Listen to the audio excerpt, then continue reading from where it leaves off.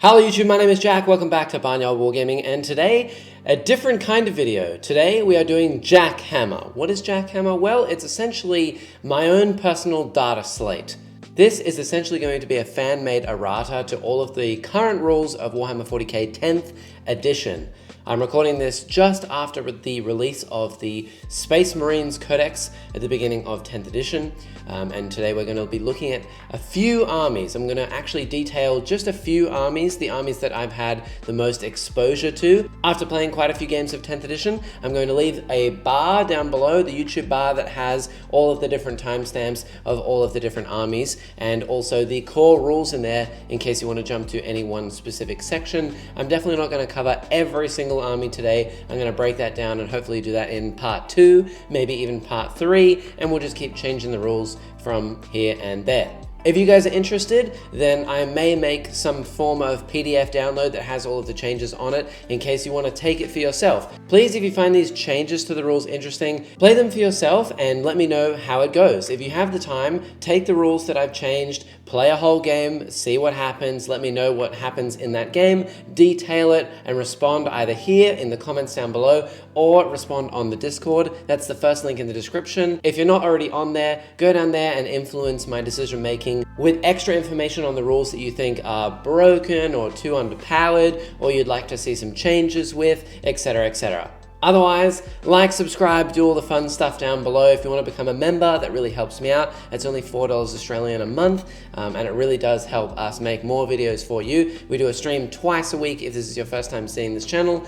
One is for more tranquil games, and one is for more competitive games. And today, we're going to be looking at all of the competitive notions for these rules. And one other thing before we get started, I suppose I should give away a bit of my credentials for making these rules changes. I play about 3 games of 10th edition a week. I've been playing Warhammer for 13 years. I play about 10, maybe 12 different armies in the game. I know the rules for the other armies in the game, and I go to tournaments semi-regularly, maybe like once a month. But it is my job on this channel to know all of the rules of the game, and so my memory for rules is pretty good. A lot of my time is spent playing Warhammer, and I like to think that I'm a pretty qualified player to talk about these rules. So with that said, the other disclaimer is that obviously a few of these rules could be biased. I don't want to make them biased by any means. That is the honest truth. I'd rather the game be more balanced than anything it's ever been before, because that would be the most fun and leave absolutely no room for excuse whether you lose or if you win. No one can discredit your wins for playing with a broken army because everything would be balanced. That is obviously the goal. So now with that said, let's jump into the core rules of the game.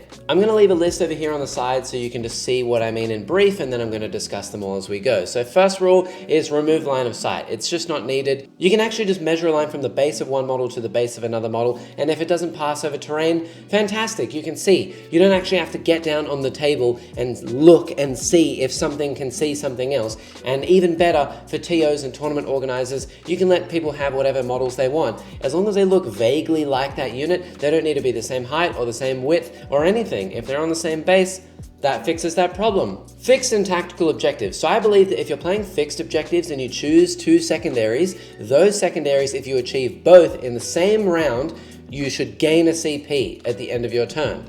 That would be so much more beneficial for playing fixed, and it would steer more players away from playing tactical all the time just because you get that extra CP generation. When you play tactical, the 2 cards that you're supposed to flip up at the beginning of the game to say that you're playing tactical, those 2 cards should be the cards that you have on turn 1.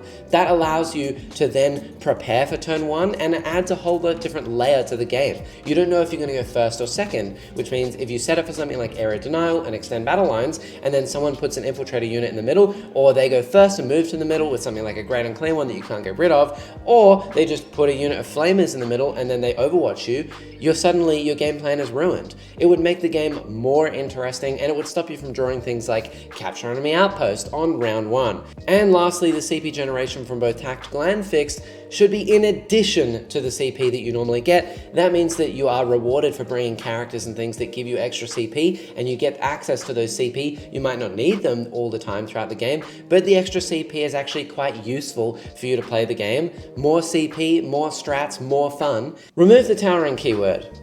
It's annoying and useless.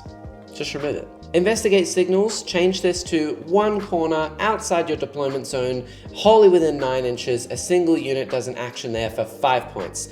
Makes it so much easier for knights, gigantic monster mash nids, demons, whatever a big monster list with limited units is. Fantastic. You can just do it with one unit in the corner that isn't your deployment zone. Bam, 5 points, easy done. The deployment maps. Hammer and Anvil is currently way too swingy for some armies. I would change it to one marker in each deployment zone, one marker in the center, but then the ones that are here and here in the center, they should instead move over like this, so you have one just outside your deployment zone, but it's miles away from the enemy, and vice versa. So it has a bit of a zigzag pattern, and that would mean that your army doesn't have to move all the way into the middle of the board to be able to hold 2 points in no man's land. And lastly, the anti-deep strike rules in the rules commentary. Now, these are a bit biased for me because I do play a lot of melee armies, especially armies at deep strike. But for you Demons players, Cults players, Custodes players, anyone who wants to deep strike onto an enemy gun line, if they have something like Infiltrators or any other unit that has a rule that says you can't deep strike within 12, currently those rules override every other rule in the game. That should not happen for rules that are specific to ignore the 9-inch deep strike. So for example, in Demons, if you have a 3-inch deep strike, that now ignores the 12-inch deep strike bubble. However, if you deep strike normally and you need 9 inches, they will then be reduced to 12 inches. I think that's a bit more fair. If you pay for something, you should be able to use it against that specific unit. Now let's move on to some armies. And we'll start with 3 at once, just some small changes here and there. So for Votann, personally, I would just change the fact that they get 4 markers at the beginning of the game on 4 different units, and with +1 to hit and +1 to wound. I just changed that to +1 to hit. +1 to wound is a little bit too much. The army got a huge points drop recently from the balanced data slate, and combined with the fact that their whole army gets +1 to hit and +1 to wound, it's too much.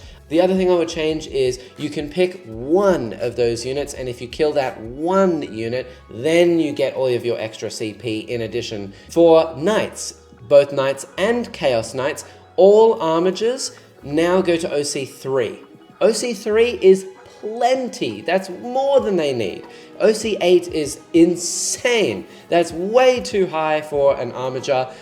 They were the battle line unit of their codexes in the previous edition, which is why they had objectives secured, which is fantastic. I think GW is carrying this rule on a little too hard into the new edition. So OC8 is a bit high. I think 3 is fine considering the size of an armiger and its spindly little legs and the fact that it moves quite quickly. It would allow Knights players to take a few more big Knights, which are OC10, and take those objectives as well. OC3. And lastly, for Necrons, I think Necrons are in a pretty good spot. I'm not going to lie, they are pretty balanced. The only thing I would change is I would remove the 4+ Feel No Pain from Crypto Thralls. At the moment, 4+ Feel No Pain on a 2-wound model, which you can revive quite easily multiple times in a battle round, is a bit too toxic, and it would stop players from just running massive blobs of warriors every single game. I think it's really boring. I'd like to see some different styles of Necron lists, and yes, this is a nerf to the army, but with me nerfing every other strong army in the game at the same time, I think this change would actually be a lot more healthy for the game. You'd see a lot of different Necron lists, and you wouldn't see respawning the Crypto Thralls all the goddamn time. Let's move on to GSC. Now GSC we play a lot here on the channel. Neil plays GSC quite a fair bit. Personally, I think they were hard done by in the data slate. I would revert the changes to their respawning to the original way that it was at the beginning of the edition. So this means that every unit in your army, except for characters, monsters, vehicles, will respawn on a 4+, and battle line units will respawn automatically via a blip marker, which you can place around the table. I think that's totally fine. That is not toxic at all. The units themselves are quite weak, and I think that that is the whole style of GSC. That's really cool. Though I will change the bombs and the mines. I think that they need a bit of a nerf in terms of their damage. 12 -2, 2 damage, plus some AP buffs from the rest of the army, plus being able to have access to rerolls and sustained hits and all kinds of things when they come in is a bit much. I changed them to something like Strength 8, AP 1. You still can mine a lot of like infantry squads to absolute death, but you're not going to be winning things like Plague Bearers, Custodes, Aggressors on 2s because they have only just come in and they're only strength 8, which is fantastic. I think that's fine. AP 1, ignoring cover, is more than enough AP than they need, and they're still 2 damage, so that's still a bit of a rewarding play for you to come in. I'd also make them not respawn with a cult icon, but when the unit dies and comes back, congratulations, your mines have now respawned because it's a new unit that's coming out from the cracks on the underground. They should have mines refreshed. It makes sense. And then 2 other small changes. I changed the Primus to just reroll hits of 1, and then maybe like another caveat, like if you're within half range or if you've deep struck this turn, you now reroll wounds of 1 with your unit as well. Something like that. It's a bit weaker, but that's what GSC is supposed to be. They're supposed to chip people away little bit by little bit, not land and have 50 shots at 2 damage rerolling all your hits. That's too much. And lastly, I changed the Ridge Runner ability. Currently it's Crossfire, which gives you an extra AP, and that's the reason why you're only ever seeing 1 Ridge Runner in a list, and then just shooting a mortar outside line of sight to get +1 AP to the rest of your army. I changed this ability to Ridge Runners cannot be shot outside 18 inches. They're a squishy little vehicle. 18 inches is actually a fairly big range, which means that your army can still move into range and shoot a Ridge Runner, but these Ridge Runners can actually be used to block a deployment zone, screen things out, and scoot around the backfield with mining lasers and actually shoot to kill some stuff. Tyranids. I actually think Tyranids are quite nice. They have a lot of interesting rules. Their codex has just come out, so they have a lot of different refreshing styles and ways to play the game. I think unfortunately this book has a lot of different rules which kind of contradict each other, and it's a bit strange. It doesn't really make sense a lot of the time, and for me to fix the whole thing, it would be quite a bit of effort. However, I think with a few points drops here and there, they actually would be quite good. So I'll put up a big list over here on the side, but you can see changing Pyrovores to 60, Swarmlord to 170, not 270, that's fine. Tervagons should respawn D6 plus 6 models instead of D3 plus 3. Change them to 160 points, make Hormigons strength 4, Screamer Killers at 140, Trigons at 160, T-Fexes at 190, Trigons should be strength 10. Things like that. A few changes here and there, just a few minor tweaks. Points changes need to be changed, and a few of the strengths and toughnesses and things like that here and there should be changed. But otherwise, it's a fun codex to play, and with the nerfs to every other army in Jackhammer, then the Tyranids actually will have a bit more play.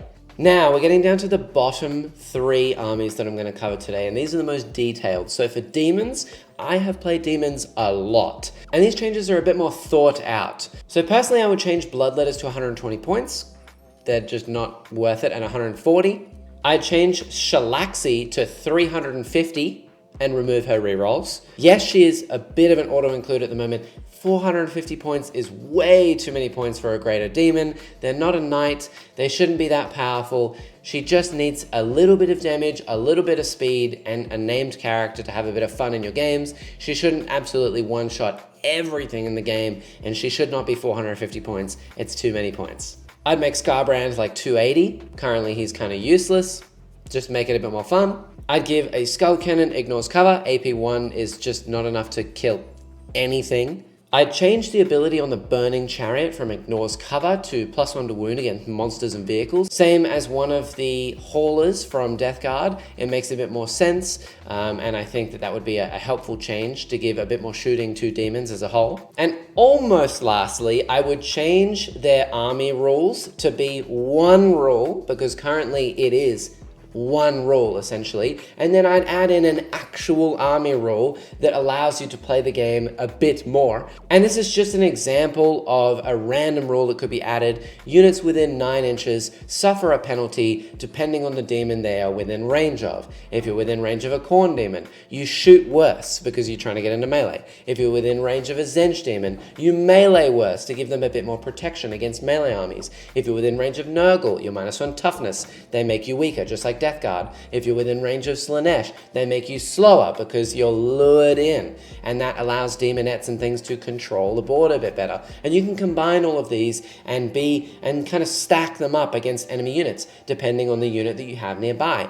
It's really fluffy, it's really unique. And they would have to kill off those certain units that are debuffing them based on what they want to get rid of. So if they want to be faster, they kill the Slanesh units first. If they want to be better at shooting, then they're going to kill the Khorne units first. It makes sense, it'd be a bit more fluffy, and actually gives demons a rule. And last but not least, this is the rantiest part. Great Unclean Ones should be toughness 14. If you disagree, you're wrong. They are the toughest unit in the game. They should be the toughest unit in the game. They should absolutely be tougher than a tank. So toughness 14 makes sense, especially seeing as it's a multiple of 7. Now, Eldar. Eldar is an army I play a lot. They are literally my first army, and I've been playing them for 13 years. I know how Eldar should operate. Personally, they need nerfs. I think that they're one of the top armies in the game still, and also, yes, they are annoying, and that is supposed to be their job. They are supposed to be the annoying army of 40k. That's literally what they're made for. However, I'd remove Fate Dice. I think it's a neat mechanic. I think the rules are really cool. I love the interactions and things. It's awesome, but it's just so toxic. I mean, every time an Eldar player goes into another person that does not play Eldar, they just complain about the Eldar player for like 3 hours, and it's just not fun. I'd rather play my army and have a fun time with my opponents than just having someone whinge and complain about a rule that I did not make. Secondly, I would remove their army rule for reroll a hit and a wound as well. Just remove it. It's not necessary. The units are cheap enough as they are. There's too many rerolls in the game for an edition that's supposed to be no rerolls as well, or limited rerolls. So just take them out. We don't need them. And if you really want to add in an extra rule as well, give them fleet of foot. Give them battle focus. Make the whole army advance and shoot. And if you have assault weapons, you can advance 6 inches instead. Just an idea, you know? Don't make things move, shoot, move. That's more toxic. Just give the ability to have more movement shenanigans, and that's Eldar in a nutshell. Don't make them just go, I missed, reroll, I missed again, reroll, I missed again, reroll. No, that's too much. And then I would just change one unit. There is one unit that I've been seeing a lot of play recently, and I think it's quite toxic, and that's just because I hate indirect fire. So Night Spinners need to have their rules changed. I think that their ability should be exactly the same as it is. However, you have to select one unit that you have shot that is visible. So if you want to shoot and deal damage, be my guest. You can just do a bit of damage from behind a wall. But if you want to actually come out to see someone to make them -2 to their movement, then that's fine, and you can slow them down that way, but the enemy actually has some counterplay to kill you as well. And at long last, the big bad, the annoyance, the elephant in the room, Marines. Yeah, I'm talking to most of you. I think pretty much most of the community plays Marines. I even play Marines myself. I know, I said it. I don't really like playing Imperium, but every now and then I do play Marines. And quite frankly, I think that they are so out of control, it's not even funny. It's crazy. This is what I would change. I would remove every single form of rerolls for their entire codex. I would remove all of their army rules and detachment abilities. They do not need any of them. They are so ludicrously cheap and have access to so many different units and so many different stratagems. No thank you. And that is because every single Marine faction is going to be rolled into one. Wolves, Angels, Blood Angels, everything is just going to be in there, and it's too much. It's just too much in one book. The fact that you can have a Lancer that rerolls a hit, or a wound, or a damage, and then you can make it Iron Hands, so it can reroll a hit, or a wound, or a damage, and it can shoot something that's Oath, so you can reroll all your hit rolls, so you can reroll all your hits, and then a wound, and then a damage. No, it's too much. All of the rerolls need to go. Anything twin linked, any rerolls to charge, any rerolls to move, any rerolls to shoot, to hit, to wound, to save, to anything. Gone. That is how I would play the game. That is just how I would fix it. That's an immediate, really hot, quick fix for this codex, because otherwise they are so absurdly powerful. I would also remove any ability that allows them to make a normal move or any kind of move in any way outside of their movement phase. That is just gone as well. Things like you move within 9, I move d6. No, you're not an elf, you're not fast, you're not speedy, you are a tactical, bulky Marine in armor. You should not be able to go, wait a minute, hold on Harlequins, hold on Witches, hold on, Genestealers, I'm just going to make you wait right there, fall back my whole army, shoot you to death, and then charge a different unit. No, that's not how Marines play the game. They've never done that, ever. They are slow, they are tanky, they have the ability to have an extra unit to fall back a tank and not shoot for a round, and have another unit to shoot at the enemy. You are supposed to be tactical, the player, not the Marines. So Marine players are going to be watching this and going, oh my gosh, that's ridiculous. How can you expect me to play the game? Go ahead, take these rules, play a game without any rerolls. Just command reroll, that's all you can get. Play a game, just one, and tell me if you win. Because I reckon if you change all the rules to what I have said in this video, and you remove all those rerolls, and you keep points the way that they are currently, before the release of this book, I don't know if the points have changed, but with the new rules and with the old points, I think this is more than fair. That's more than fair for what the Marines Codex is doing at the moment. And last but not least, infiltrators, they got to have their 12-inch deep strike bubble removed. Just change it to a different ability. I don't know what it is. Maybe a free Overwatch, and you can Overwatch something on 5s and then 4s if it deep strikes. Just an idea. But the 12-inch bubble for a 100-point unit that has a 6 of Feel No Pain with guns that is 10 wounds, T4, 3-up saves. No, it's too much. That's way too much. That ability should be on like a relic or a character or something very, very small that you can have one of in your whole army. Not something like a unit that you can have 2 of them for 200 points, 20 wounds, T4, 3-up, and you can screen your whole army. No. Sorry, but no. Now, I understand this was a really long video, and if you've watched it all the way through, thank you very much for watching and listening to my ideas. Let me know what you think of these ideas. I know this was obviously a rant, and I'm going to be getting all kinds of comments down there below. So please, you guys go down there, have a field day, respond to other people's comments as well. Let me know what you think. If you want to join our Discord, and that's the first link in the description. It's free. You can let me know all your thoughts down there as well. We have multiple channels. Make sure you go to the information channel and click on the things that you want to see. There's a little emoji wheel down there that you can click on, and access to different channels as well. If you really like these ideas, take them, use them, report back to me, and see what you think about all the changes that I have made to 10th edition just after my short amount of play. I will be back in future to make more changes and access more armies. Obviously, I didn't cover nearly as many armies in the game. CSM are doing quite well at the moment. Death Guard, Sisters, World Eaters, T-Sons, there's a lot to go on. So we'll cover those in a later date. Otherwise, subscribe, like, dislike if you want. Just please go ahead. And I'll see you all in the next video. Peace out, bye.